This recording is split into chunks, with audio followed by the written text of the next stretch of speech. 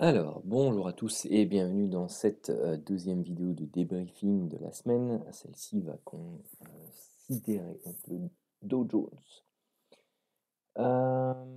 N'hésitez pas bien entendu à vous abonner à la chaîne, à activer la petite cloche pour être notifié lorsque des vidéos sortent sur la chaîne, que ce soit des vidéos de débriefing, des vidéos d'apprentissage, des vidéos de trading live.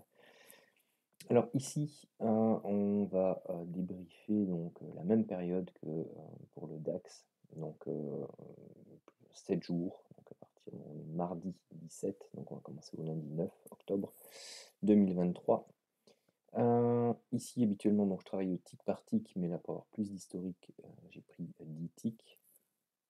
Mais ce qui est important ici, c'est que vous avez une base en Renko 10, donc c'est-à-dire que chaque brique de Renko que vous voyez affichée à l'écran vaut 10 points.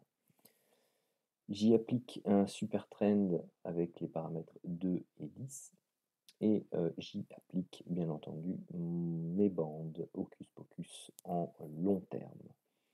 Je travaille avec l'indicateur Full King à 1, donc pour tout ce qui est divergence. Alors pour rappel, il vous indique les divergences principales long terme et court terme, bien entendu. Il n'est pas parfait, donc certaines, comme celle-ci, celle-ci, celle-ci, par exemple, ne sont pas indiquées. Mais en tant que trader aguerri que vous êtes censé donc les repérer visuellement, bien entendu, sur le graphique. Alors, pour que la vidéo prenne forcément un peu moins de temps, j'ai préparé les différentes entrées possibles, sachant que ici j'ai pris les créneaux horaires entre 9 h et 21 h 30. Alors, pour cette version-là en Renko 10, je ne tiens pas compte du graphique, du graphique, ça y est, il est tard, j'en perds mes mots, du graphique cadre que voici.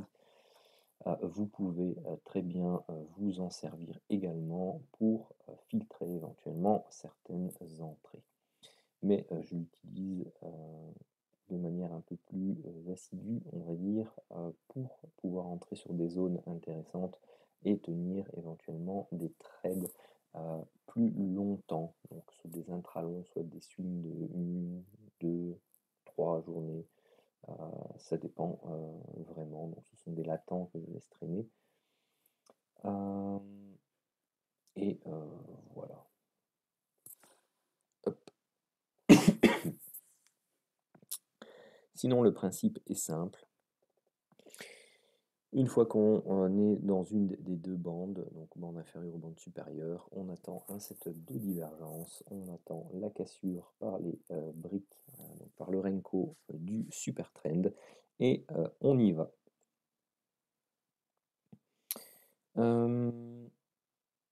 Donc ici, premier setup de divergence, vous avez la cassure du Renko, les objectifs sont simples.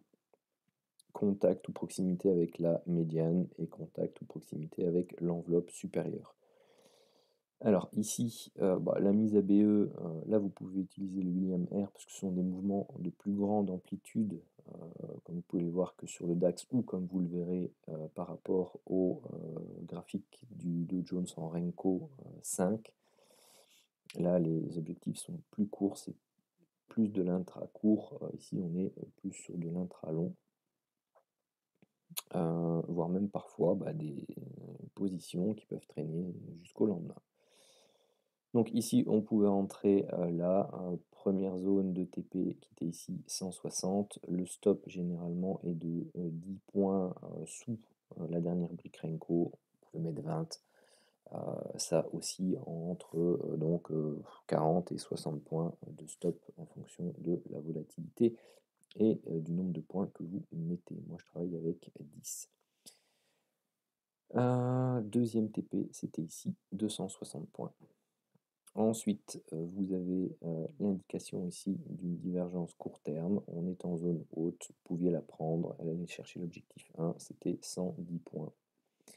Vous aviez un autre setup de divergence ici, celui-là était stoppé.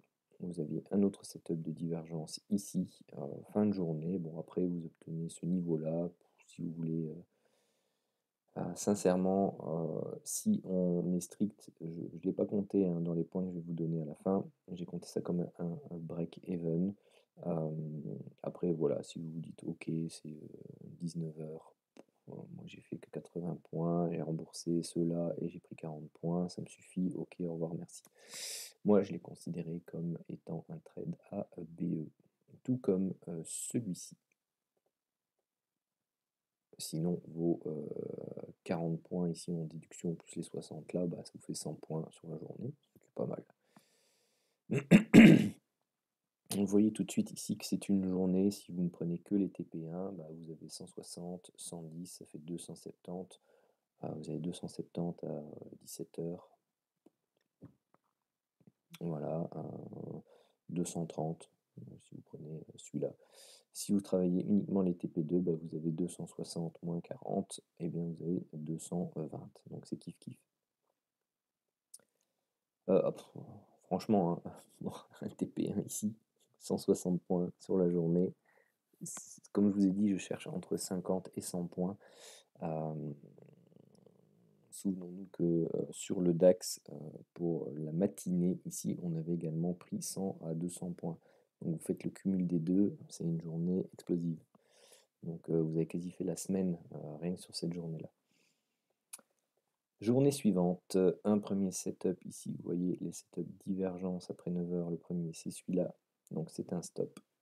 Le deuxième ici, bien entendu, on arrive sur la zone là, bah, on se met à BE, on est repris, on est stoppé à BE. Pourquoi? Parce que bah, non seulement on est sur une zone de support ici, mais vous avez le William R qui est franchement proche de sa zone basse. Vous en avez un autre ici que je n'ai pas compté dans les points, mais il donne une amplitude de 80 points. Si ça vous suffit, même ici, vous voyez, ça fait 70 points sur de nouveau cette zone. Là, il y avait une mise à BE. Perso, moi, 70 points, c'est magnifique. Ici, une autre opportunité, c'était un stop loss. Ici, une autre opportunité, vous voyez, hein, c'est la continuité. On continue à monter là, là, on continue à descendre. Vous aviez l'objectif 1 à plus ou moins 100, 110 points. Journée suivante, pareil, des sommets ici de plus en plus haut, des sommets de plus en plus bas. Vous avez le break, vous pouviez aller chercher là plus ou moins 50 points et en bas 120. Vous aviez deux setups de divergence haussier. Le premier est un stop loss, le deuxième donne son TP1 à 100 points et son deuxième pendant la nuit à 210. Ici, des setups de divergence. Le premier est pris, c'est un stop de 50 points. Le deuxième est pris, c'est un stop de 40 points. Le troisième est pris aussi, c'est un TP1 de 150 points. Un TP2, même si vous le laissez filer là-bas, voilà, il tourne autour des 260, 280 points. Encore un autre ici tout en bas, vous aviez une longue série de setups de divergence, le break se fait là. Objectif 1 pendant la nuit, 190 points. Objectif 2, open du jour suivant, 300 points. Ensuite, ici, vous avez des setups de divergence. Donc là, on en a pris un, moins 40. On en a pris un deuxième, moins 40. Et là, le troisième eh bien, donne son objectif 1 à 170, 180 points. Son objectif 2 à 310 points. Vous avez un autre setup de divergence ici qui vous donne l'objectif 1 à 150 points. Un autre setup, pardon,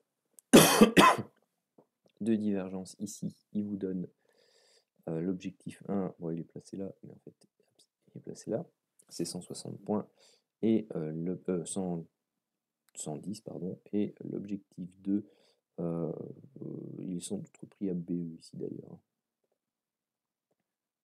Pardon. Donc il faut que j'enlève 160 à mon décompte. Donc ça fait hop, 1450 pour l'objectif 2, comme ça vous l'avez déjà. Journée suivante, un setup de divergence ici, il est stoppé à BE. Pourquoi? Parce qu'on s'est approché ici de la zone basse. Donc bon, voilà, il donnait 40 points, donc c'est déjà pas mal pour une use ABE, hein.